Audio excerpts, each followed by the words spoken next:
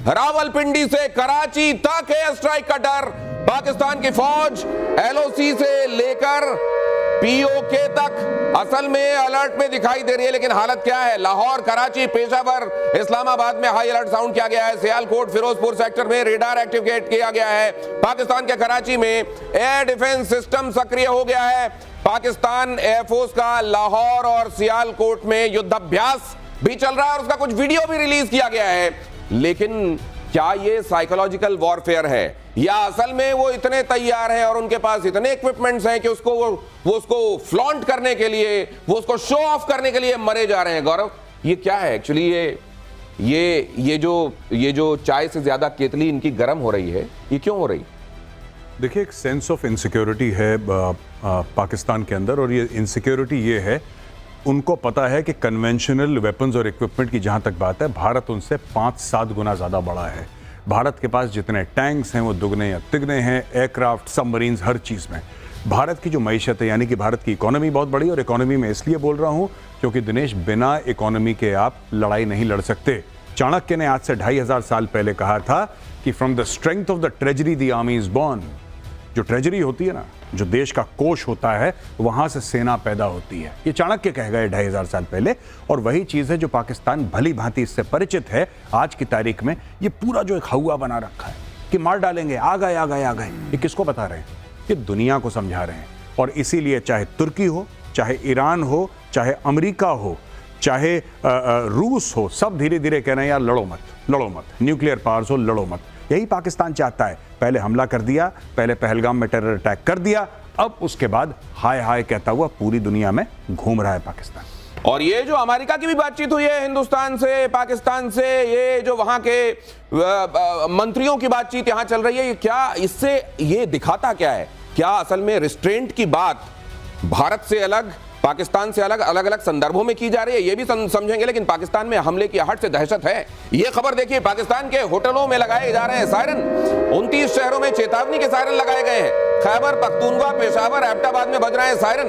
ये सायरन तो यहां लगाए जा रहे हैं गौरव, लेकिन पता ये चला है कि बंकर में जो लोहा लगाया जाता है, वो लोहा चुरा चुरा कर ले गए हैं, तो वहां तो बंकर में छिपने लायक भी नहीं बचे हैं ये लोग। नहीं, तो बहुत पहले जो अंग्रेज रेल की पटरी छोड़कर गए थे, इन्होंने हजारों किलोमीटर रेल की पटरी बेच दी है। इन्होंने ट्रेन की इंजन बेच, आप समझिए चलता फिरता ट्रेन का इंजन खड़ा हुआ है यार्ड में, भाई वहां से काट काट के ले गए ट्रेन का इंजन। तो ये तो कुछ भी नहीं है, बंकर का लोहा आप बोल रहे हैं। तो वहां पे तो ये सायरन जो लगा रहे हैं बच जाएंगे टाइम पे? मुझे नहीं लगता। ये सायरन चुरा के बेच देंगे पाकिस्तानी, बिकॉज ये उनका एक कैरेक्टर है, नेशनल कैरेक्टर। ये आप कह रहे हैं ना कि सरिया चुरा के ले गए, हाँ। ये सरिया सिर्फ चुरा के नहीं ले गए, ये कई सारी चीजें हैं। ये एयरपोर्ट का फेंस चुरा के ले जाते हैं। जब 9 मई में इमरान खान की वो हुए था कि उसके बाद प्रोटेस्ट हुई थी, तो कुछ भीड़ जिसमें पीटीआई के वर्कर नहीं थे, जनरली भीड़ गई थी। वहां पे क्वेटा एयरबेस के आसपास जो फेंस था, तो उन्होंने लगा कि ठीक है बहती गंगा में हम भी हाथ धो लें। वो करीब 200-300 मीटर का फेंस चुरा के ले गए, बाजार में कबाड़ी वाले को बेच दिया। तो ये कोई नई बात नहीं है जो आप बता रहे हैं। चोरी उसकी आदत है, खुद अपना घर नहीं छोड़ते। पाकिस्तान से निपटने के लिए अलर्ट मोड पर एयरफोर्स। कल एक साथ गरजेंगे रफेल, जगुआर और मिराज। जरा ये खबर देखिए, यूपी के गंगा एक्सप्रेसवे पर वायुसेना का युद्धाभ्यास होगा। रफेल, जगुआर, मिराज करेंगे एक्सप्रेसवे पर लैंडिंग। 3.5 किलोमीटर लंबे एयर स्ट्रिप पर उतरेंगे एडवांस फाइटर प्लेन। ये इस एक्सरसाइज का मतलब क्या है? और सुना है कि रफेल के नाम से नींद नहीं आ रही है पाकिस्तान में। हर दिन वहां की मीडिया में रफेल रफेल आया, रफेल आया, पीओके में आके रेकी करके चला गया, इस तरह की बातें हो रही हैं। बिल्कुल सही कह रहे हैं। ये हास्यास्पद लगता है कि अभी कुछ गया नहीं है, अभी तो सिर्फ करवट बदली है। कोई चीज आसमान में गर्जी तक है, तो इनको बिजली गिरी नहीं है, बिजली तो गिरना बाकी है। और ये जो आप पूछ रहे हैं एक्सप्रेसवे में जो हम एक्सरसाइज कर रहे हैं, ये पहले हमने यमुना एक्सप्रेसवे पे की थी, और लैंडिंग करके ये डाइवर्शनरी एयरफील्ड्स या in distress you want to exercise, उसकी एक प्रैक्टिस हो रही, वो भी एक डेमोन्स्ट्रेशन है दिखाने के लिए। हम ऐसा नहीं है कि हम अपने एयरफील्ड से उड़ान भर सकते हैं, हम अपने एक्सप्रेसवे से भी उड़ान भर सकते हैं। हाँ। और ये अपने आप में बहुत बड़ी चेतावनी है। हाँ। जो आपने कहा ना कि इनके डर की कोई सीमा नहीं और हमारे चोट की कोई इंतहा नहीं है। और अगर ऐसा है तो ये कुछ ऑप्शंस हम यहाँ डिस्कस कर रहे हैं, आप देख रहे हैं गौरव स्क्रीन पर। ये असल में कुछ लोग ये समझ रहे हैं कि इस समय डिले हो रहा है भारत की तरफ से। ये डिले हो रहा है क्या, नंबर एक, या ऑलरेडी काम शुरू हो चुका है और इसको जो डिले के तौर पर देख रहे हैं वो डिसेप्शन में है? जी देखिए, ऐसा होता है कि कई चीजें ऐसी होती हैं जो हो जाती हैं, जो पब्लिक स्फेयर में नहीं आती हैं, और कुछ चीजें होती हैं जो सामने से नजर आती हैं।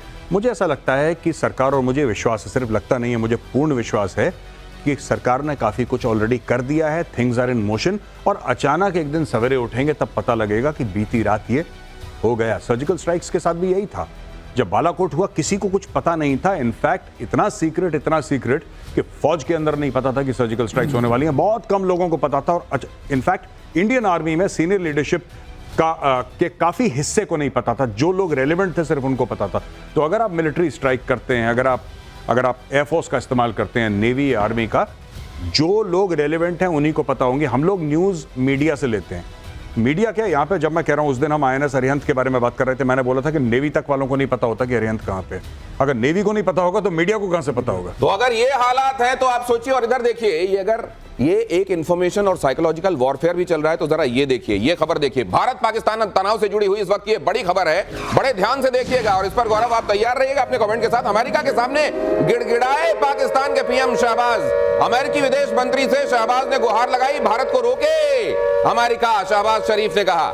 विदेश मंत्री मार्को ने S जयशंकर से भी बात की, हमारे विदेश मंत्री से, और इधर से कहा गया कि हम हमलावर और साजिश करने वालों को छोड़ेंगे नहीं। एस जयशंकर का ये जो ट्वीट है गौरव, आपको मैं चाहूंगा कि इसको पढ़ें और ये भाषा क्या है, जरा इसमें बिटवीन द लाइंस क्या है वो भी आप बताएं। Discuss the Pahalgam terrorist attack with US Secretary Rubio yesterday. Its perpetrators, backers and planners must be brought to justice. देखिए साहब, ये एक बहुत बड़ा स्नब है अमेरिका को, क्योंकि अगर आपने मार्को रूबियो का बयान पढ़ा हो या देखा हो, वो कह रहे हैं कि आप लड़ाई मत करिए, डी एस्केलेट करिए। मार्को रूबियो ने क्लियरली बोला डी एस्केलेट करिए। लेकिन उस मीटिंग के बाद, उस बातचीत के बाद, जो कि एक फोन कॉन्वर्सेशन हुई है, उसमें डॉक्टर जयशंकर ये ट्वीट करते हैं कि हमने पहलगाम का टेररिस्ट अटैक मार्को रूबियो के साथ डिस्कस करा है। और फिर यहां पे देखिए, यहां पे फुल स्टॉप है। हमने आपसे डिस्कस कर दिया, ये एक कहानी खत्म हो गई। दूसरी कहानी है कि जिसने कराया और जो उसके बैकर्स हैं उनको हम, तो ये बड़ी इंपॉर्टेंट बात है और इसको क्लोज इन करके यहां पर दिखाइए। ये कहा जा रहा है कि आप इसमें फुल स्टॉप का मतलब समझिए, ऐसा नहीं है कि वो कॉमा है और कंटिन्यूएशन में सारी बात कही जा रही है। Discuss the Pahalgam terrorist attack with US Secretary Rubio yesterday and there comes a full stop, means the sentence up till here only, period. उसके बाद its perpetrators, backers and planners must be brought to justice। मतलब क्या America ने ये कहा होगा आप restraint करें, आप डीएस्केलेट करें, और यहां से कहा गया होगा माइंड योर बिजनेस, हमको मालूम है कि क्या किया जाना है। हाँ, ये कहा गया। यही मैं कह रहा हूं। मैं ये कह रहा हूं कि इस ट्वीट में दो सेंटेंसेस हैं और पहले सेंटेंस और दूसरे सेंटेंस का एक दूसरे से कोई रिश्ता नहीं है, मैं ये कह रहा हूं। तो ये आज का भारत है जिसको ये बताते आता है, वो अमेरिका हो, चाइना हो, खुद को समझने वाले सुपर पावर्स हो, कि हमको क्या करना है वो बताया ना जाए। ये जो कम्युनिकेशन है, ये कम्युनिकेशन बहुत बहुत इंपॉर्टेंट है। और मुझे लगता है विक्रम सर कि ये कम्युनिकेशन के मामले में अगर हम देखते हैं कि पड़ला किधर, एस जयशंकर के आगे, तो मुझे लगता है कि पाकिस्तान एकदम ही भूसा दिखाई देता है मुझको, दिमाग के मामले में, कम्युनिकेट करने के मामले में, डिप्लोमेसी के मामले में। आपने दो लाइन में गागर में सागर का समावेश हो गया है। एस जयशंकर साहब ने जो फरमाया है उस पर सभी कुछ समाहित है। बिस्मार्क ने कहा था, right politely, speak diplomatically, one observes the rules of politeness even in the declaration of war. युद्ध की घोषणा में शिष्टाचार का, हम लोग पाकिस्तान की तरह थोड़ी हैं कि हम उतर आए गाली गलौज के ऊपर। लेकिन आप कहाँ देखें, एस जयशंकर परिमार्जित, परिष्कृत भाषा, संतुलित भाषा, और पाकिस्तान की भाषा ले लीजिए, उनके मेंबर्स ऑफ पार्लियामेंट की भाषा ले लीजिए, वो तो गाली गलौज में लगता है अंताक्षरी के पारंगत गोल्ड मेडलिस्ट हैं, और यहाँ हमारे सामान शिष्टाचार। सर वहां एक शब्द बड़ा यूज हो रहा है, मैं वहां की मीडिया में, खासतौर से प्रिंट मीडिया में क्या इस्तेमाल हो रहा है वो देख रहा हूं। गौरव, एडवेंचरिज्म बहुत इस्तेमाल करते हैं, वो क्यों करते हैं ये भी आप बताइएगा। लेकिन उससे पहले जरा ये देखिए, हाफिज सईद, मसूद अजहर, इनको किसी जैसे जैसे कहीं पर अगर कुछ होता है और मां को दिक्कत होने लगती है ना, अपने बच्चों को लेकर छिपाने छिपने की स्थिति आ जाती है। देखिए कितना वात्सल्य उमड़ रहा है इन टेररिस्ट के लिए। आतंकी हाफिज सईद की सुरक्षा को लेकर पाकिस्तान बेचैन है। पाकिस्तान ने आतंकी हाफिज सईद का ठिकाना बदला, लाहौर की सुनसान कोठी से आबादी वाले इलाके में शिफ्ट किया कि अगर कहीं कोई एक्शन हो तो कम से कम आबादी को देखकर शायद एक्शन लेने वाले सोचें। हाफिज की सुरक्षा में पाकिस्तान ने SSG कमांडोज लगा दिए। अब आप देखिए, टेररिस्ट को बचाने के लिए, टेररिस्ट को सहेज कर रखने के लिए पाकिस्तान हमेशा कितने जतन करता है देखिए, और फिर कहता है कि नहीं हम तो खुद आतंक के सताए हुए हैं।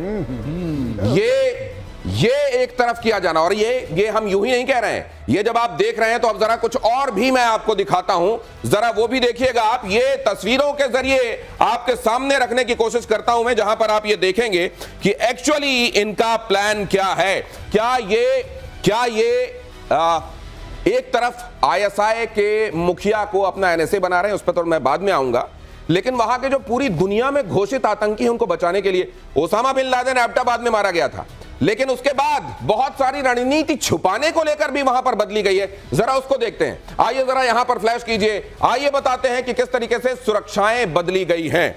अरे दाऊद इब्राहिम को छिपा कर रखा हुआ है, मसूद अजहर को, हाफिज सईद को कैसे प्रोटेक्ट किया जा रहा है, जरा देखिए। और ये जरा गौरव आइए और समझाइए। मुझे लगता है ये बड़ा चेंज है, क्योंकि हम जब देखते हैं एबटाबाद वाले मामले में तो एक ऐसी जगह थी जहां उसको एक तरीके से फ्लैट देकर रखा हुआ था जी। लेकिन अब ये जो जगह है ये बस्ती वाला इलाका भी है, और ये बंकर वहां बनाकर छिपाया गया। मतलब एक तो कि अगर कार्रवाई हो तो कोलैटरल डैमेज भी हो जी, और साथ में शायद बस्ती देखकर लोग गुरेज करें, और वहां पर अब कोई अपार्टमेंट नहीं है, बंकर है। मतलब किस तरीके से इन्होंने अपने आतंकियों को छिपाने के लिए स्ट्रैटेजी बदली, जरा वो समझाइए। आप बताइएगा कहां जूम इन करना है, जूम आउट मैं करूंगा। नहीं, बिल्कुल यही वाला इलाका है जी। ये जो गौहर मोहल्ला है जिसके बारे में बात कर रहे हैं लोग जी, अब ये देखिए ना, ये जो हाफिज सईद का घर, ये जौहर मोहल्ला है, ये सॉरी, तो ये वाला जो इलाका है, और अगर आप पूरे इलाके को देखें, हाईली मतलब हाई डेंसिटी वाला इलाका है। यहाँ पे पॉपुलेशन बहुत ज्यादा है, यानी कि कोई भी अगर आएगा लोग आराम से, अच्छा जो हाईली डेंसली पॉपुलेटेड जो इलाके होते हैं उसकी खासियत होती है कि वहां पे रात दिन आवागमन चलता है। फेमिलियर लोग जो वहां के रहने वाले होते हैं, यानी कि कोई अनजान शख्स 2 मिनट में पहचाना जाएगा। ये देखिए साहब, ये मस्जिद है, यानी कि मस्जिद में भी लोग हैं। ये मस्जिद किसके कंट्रोल में है? मस्जिद इनके कंट्रोल में है। ये मदरसा जो है किसके कंट्रोल में है? हाफिज सईद के कंट्रोल में है। और ये जो रिहायशी इलाका है, ये कौन है? यहाँ पे पूरी इनकी टीम रहती है, और बंकर इन्होंने यहाँ पे बना रखा है जो उनका घर है। तो यानी कि ही इज प्रोटेक्टेड। आईएसआई और एसएसजी स्पेशल सर्विसेज ग्रुप जो है पाकिस्तान आर्मी का, उसके कमांडो डिप्लॉय कर रखे हैं, और ये लोग प्रोटेक्ट कर रहे हैं। अच्छा ये बताइए कि ये तो यहाँ पर आकर छिपा हुआ है, हाँ जी, आसिम मुनीर कहाँ छिपा हुआ है?